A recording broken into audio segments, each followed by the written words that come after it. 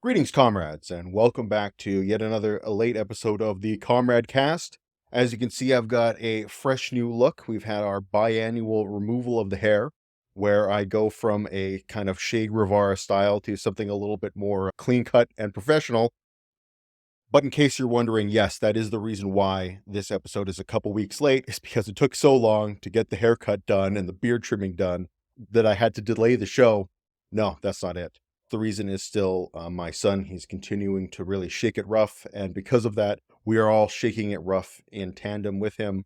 I mentioned in the last episode that he's really started teething, and it's just gotten worse to the point where he's entered, which is apparently something that happens with a lot of kids, especially around the year mark, where they enter like a sleep regression stage where they start to struggle to sleep through the night again.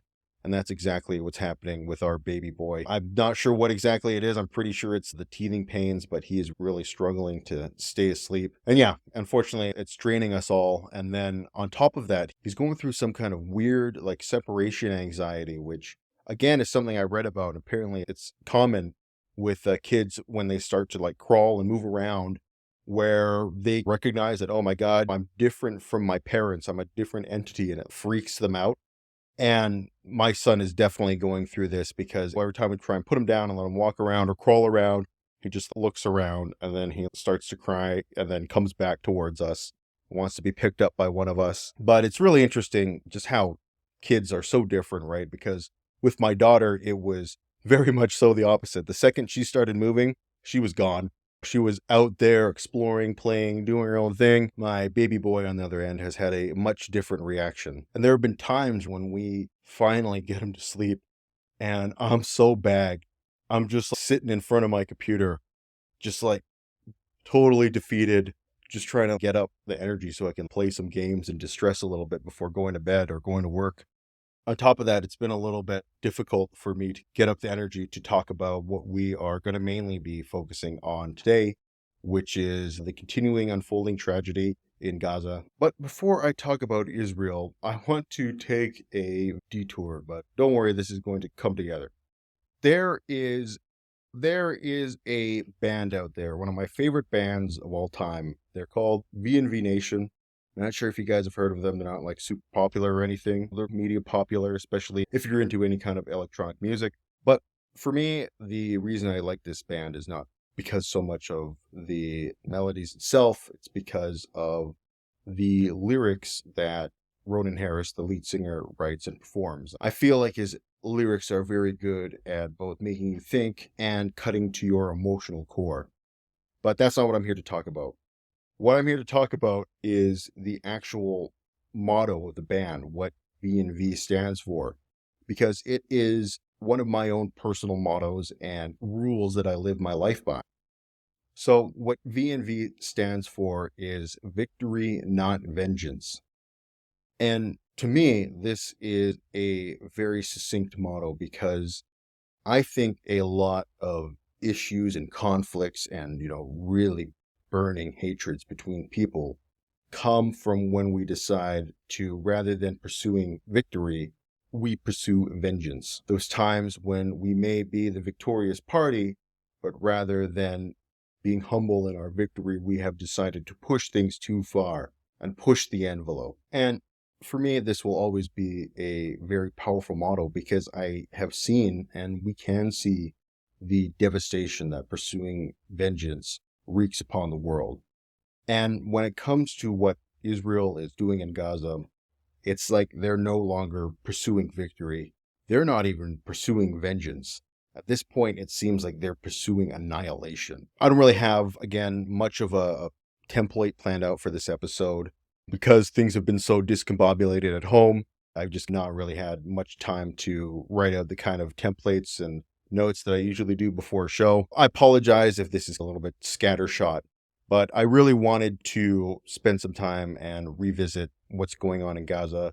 I was, at the end of the year, hopeful that we might have some sort of beneficial resolution coming out of Gaza, but at this point now, I'm completely and utterly black-pilled on the situation. And I'm a guy who has a very high tolerance for political discussion, geopolitical discussion, something that not everybody has. And even I, with such a high threshold for being engaged with current events and wanting to be in the know of what's happening in the world, even I am getting overwhelmed by what's happening in Gaza. And it's tough. It's legitimately tough sometimes to continue to follow what's happening and continue to educate yourself about what's going on in Gaza, because I feel like it's rapidly becoming the worst thing that we've ever seen happen in our lifetimes, pretty much.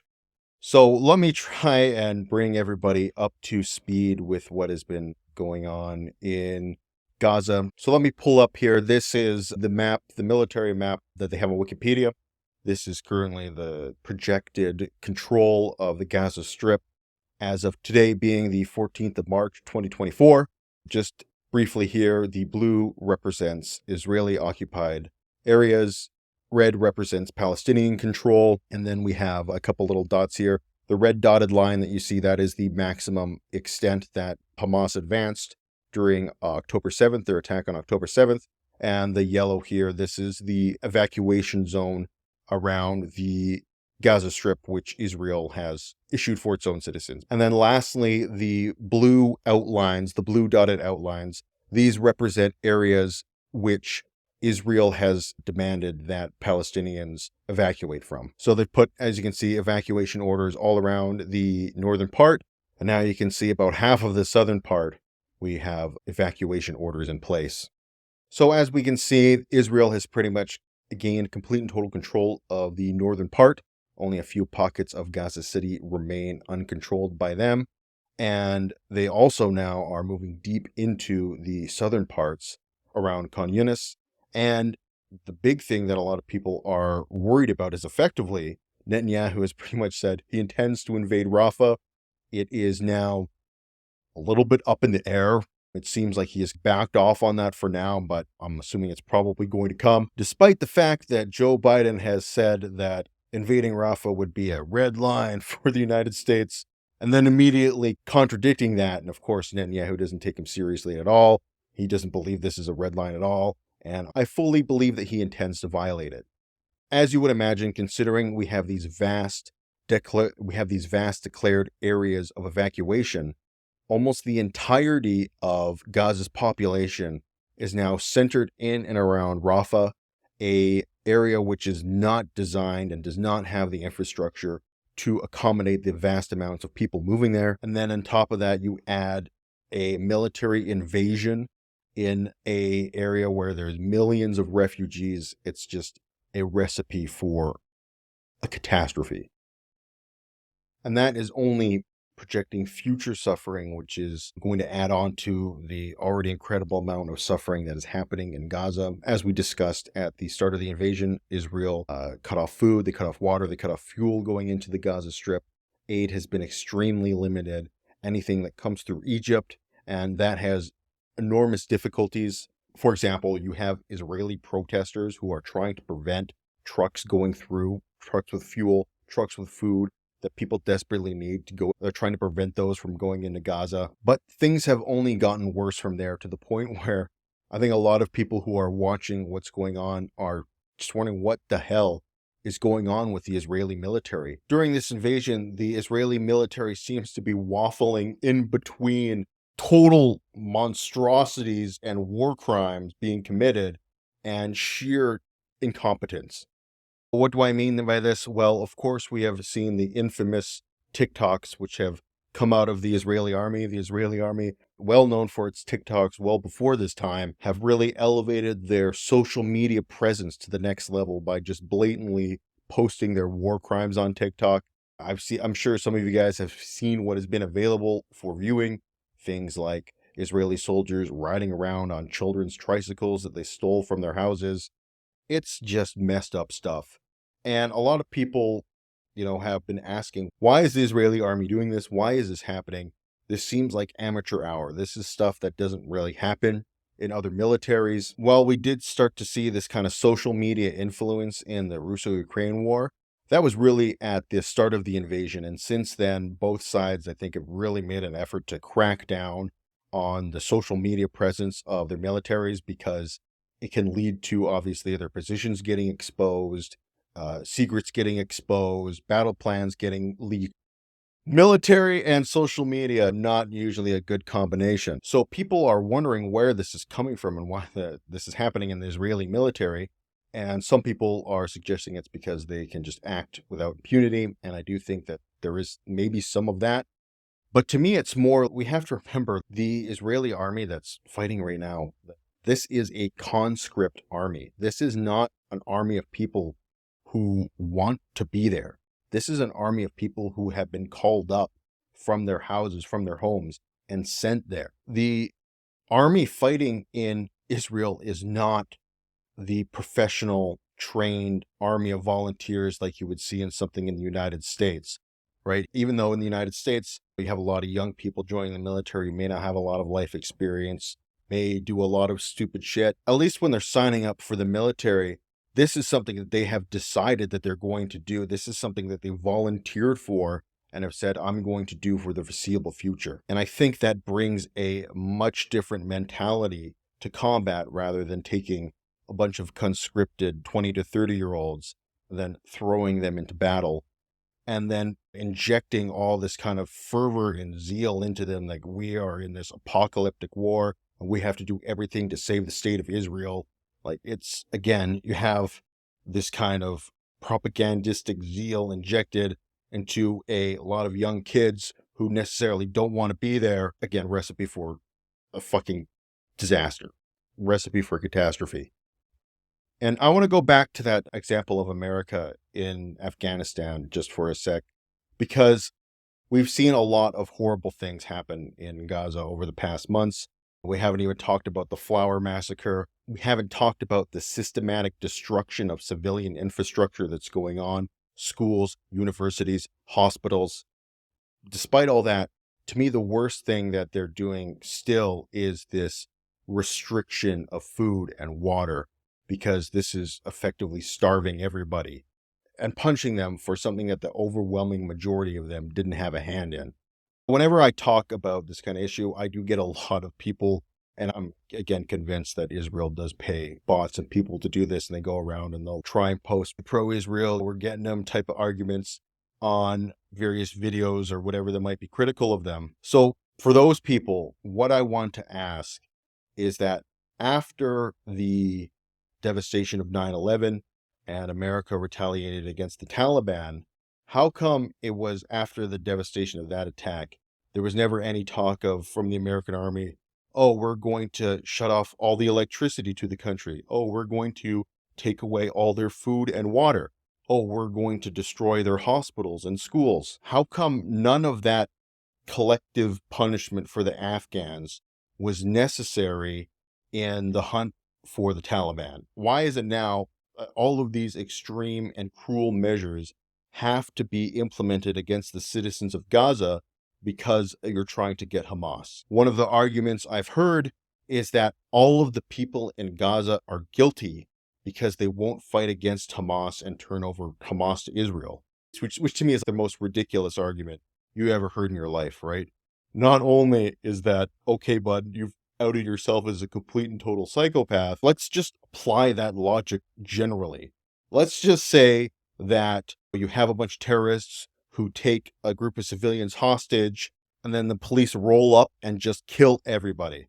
And they say, well, the citizens, they didn't really turn against the terrorists, so they're just as culpable as them. We were justified in killing everybody. There's no way you'd accept that. But how come for some reason all the people in Afghanistan weren't collectively responsible for what the Taliban did on 9/11, but for some reason all the people in Gaza are collectively responsible for what Hamas did on October 7th? It's obviously extreme. It's obviously unjustified. It's obviously a war crime. And I like to think that I am a lot more sympathetic to Israel than a lot of people on the left might be. There are some discussions and talking points around Israel that I'll hear left-wing people bring up that I really don't like. We actually had a little bit of a debate on this on our Discord, which is one of the things I don't like, is when people will bring up, or people will use the talk of Israel being an illegitimate settler society on colonial land In the West Bank, there's absolutely no question that that is happening, that the Jewish settlements in the West Bank are illegal colonies. But my point here is more towards the state of Israel itself, in the sense that, is the state of Israel itself colony or a colonial state? Absolutely not. While it may be a state engaged in colonialism, that doesn't make it a colony. And I really dislike this kind of rhetoric because I see it leading down a dark road very quickly, where you get to, well, Israel doesn't have the right to exist because they're illegitimate colonial society, people brought from other countries and put there. I hate that argument for a couple reasons. Again, like I said, it leads down that dark path to where you undermine the state of Israel itself, but it also undermines a lot of historical context, which this is the home of Jewish people. This is where they originated from.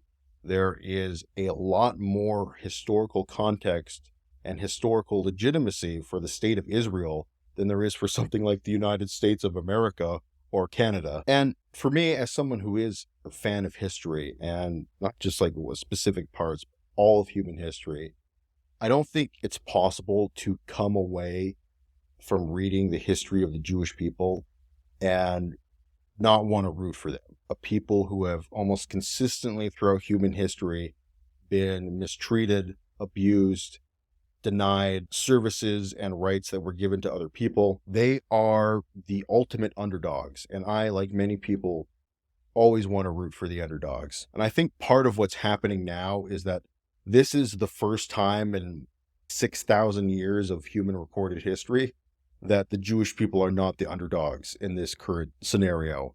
And it's really messing with a lot of people's perceptions.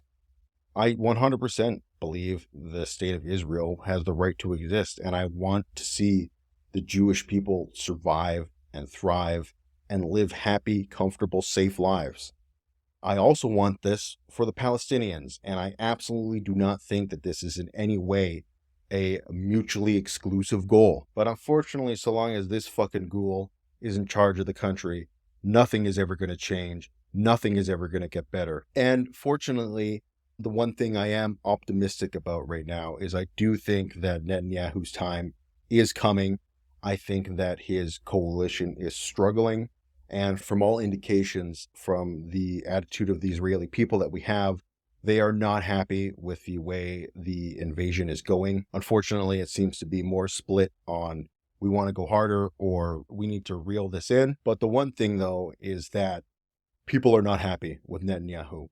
And I hope, maybe beyond hope, that somehow they're able to get this school out of there and eliminate the Orthodox influence that faction has on Israeli politics, because they are destroying the country. They are hurting it beyond measure. And I hope that one day Israeli citizens will see that Benjamin Netanyahu has done incredible damage to the country of Israel. And then now, of course, this brings us to Joe Biden, who has been signaling his strong support for elections in Israel.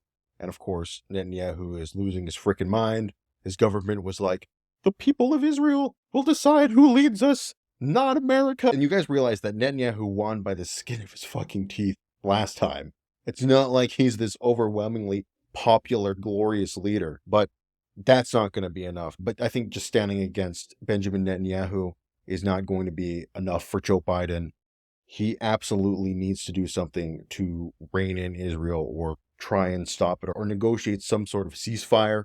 America absolutely has the power and capacity to achieve something like this, and they are not using it effectively. But like I said, I'm extremely black-pilled with the way that things are going in Palestine. Like I said, outside of Benjamin Netanyahu's government maybe going down, I don't have very much optimism about anything at all. But on that, I don't know what else to say. I felt like I had to talk about this. I wanted to talk about this, even though it's hard, even though it's difficult. It's one of the most important things that is happening right now, and could be one of the most important things that happens in all of our lifetimes. So it's important to talk about this, to continue to be in the know about what's happening. But the one thing I want to stress is that this is absolutely, yes, of course, this is an extremely serious topic. We're talking about very serious issues that many of us have direct and close personal links to. People are going to get heated. emotions are going to run high. But I hope that somehow we can all still manage to maintain some semblance of respect for one another and try to refrain getting too personal with individual people when talking about this issue. That's probably the only way we're going to get through this without tearing each other apart. So I think that's about all I can handle talking about Israel-Palestine for now. I am always going to be keeping a close eye on what's happening. But that being said, I certainly don't consider myself as knowledgeable about Middle Eastern politics and history as I do in comparison to Eastern European politics and history. Definitely much more my wheelhouse, an area of expertise. And while I like to think that I've definitely got a better grasp of the geopolitical situation here than your average Joe, I don't think I can really provide the same level of knowledgeable commentary about the situation in Israel that I can in, say, something like the Russo-Ukraine war. And with that, I do want to talk a little bit about the Russo-Ukraine war because I'm seeing some interesting narratives about what's going on right now. Again, most of the main fighting is happening around Andriivka, which did fall since we last convened. And thankfully, it does look like the Ukrainian line has stabilized. I've been watching this pretty closely over the last couple weeks or so. And there were some pretty rapid, especially for this particular war, advances from the Russian military. After they took Andriivka, they took pretty much all of this kind of open territory here in very quick succession. This is a very quick grab for the Russians, and I was worried that this could become a significantly larger breach in the Ukrainian lines. However, it looks like the Ukrainians have stabilized here. I've noticed that around Orlivka, the Russians have stalled. They've been trying to capture this village for about a week or two, and they haven't been able to advance. One of the things we can see that has been stalling, or I'm assuming is probably stalling the Russians, is that we actually have some natural barriers here. We've got some small rivers. We've got some small lakes. Oh, yeah, really small. But you understand what I mean. In comparison to these wide open fields, the Russians are going to start running into some natural defenses. And it looks like the Ukrainians have managed to, for the meantime, stall the Russian advance. But when I talked about earlier about interesting narratives, I've seen a lot of people throwing in the towel for Ukraine and saying, like, Ukraine is done. Ukrainian victory is impossible. Well, we even had the Pope come out and say, Ukraine has to have the courage of the white flag. Just ridiculous stuff because, again, Ukraine is the defending party in this scenario. They're the one being aggressively invaded. It seems like a pretty bad precedent to set. When you're saying that, when you're being invaded by your neighbor, what you should do is just give up. If things don't look like they're going your way for this moment, just give up.